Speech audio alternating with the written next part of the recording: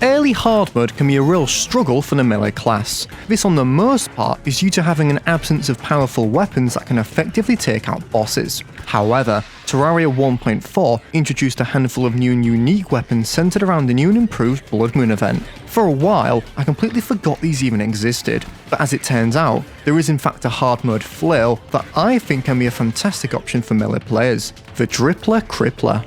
Aside from having quite a ridiculous name, this thing completely shocked me with its performance, considering it's a flail. Before we look at what it can do, let me show you how to obtain it. As this weapon is a Blood Moon fishing drop, its method of obtainability is rather strange. You first of course need to trigger the event itself, which can either have a 1 in 9 chance of occurring naturally at 7:30 PM, or be summoned manually using a bloody tear, which has a 1% chance of dropping from Blood Moon enemies. However you summon your Blood Moon, you want to immediately head to a large body of water with a rod and get fishing. While the event is active, you'll have a small chance of fishing up unique enemies. In particular, we're after a blood eel.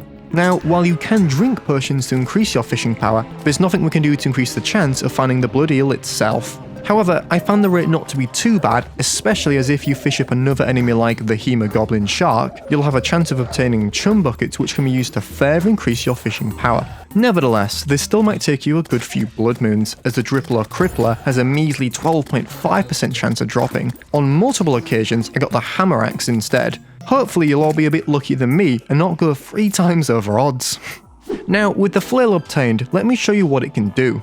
For starters, it has to be one of the most multifunctional weapons in the game, having 4 different means of attack. You can use the ball and chain to pierce enemies, fire a spike projectile which bounces along the ground, use its close range spinning attack to deal with nearby threats, and leave the ball hanging to deal continuous damage to a static target. Of course, this weapon absolutely excels in attacking groups of enemies due to its infinite piercing. The fact we can reach into the 3000s in DPS is absolutely insane for a pre-mech weapon without any damage buffs. This makes it fantastic against tightly packed groups, cutting straight through them, dealing damage on entry and return. Even higher HP enemies get obliterated. And while this is all looking great, for me the real perk of this weapon is its exceptional speed it can take out the destroyer. Similar to the Tome of Infinite Wisdom featured in my last video, its infinite piercing can completely cheese the destroyer, by simply catching the destroyer's tail just after spawning and taking him out in about 5 seconds. The crazy part is, I reckon you could significantly improve upon this time, as at one point I was dealing nearly 80,000 damage per second. Unreal. Now, while this is all well and good, this is where the Drippler Crippler kind of falls for me. Unlike the Tome, which can cheese the destroyer and continue to be useful up until Plantera, I find this weapon to be quite ineffective against other bosses.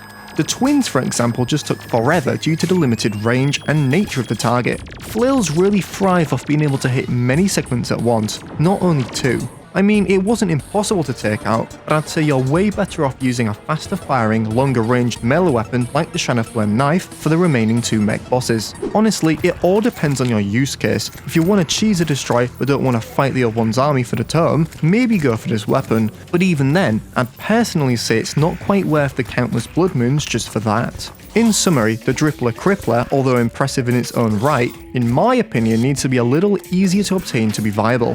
What do you think? Do you go for the Drippler Crippler in your playthroughs? And if not, you should totally give it a try. Thanks for watching. For more Terraria content like this, drop a like and subscribe, and I'll see you in the next one.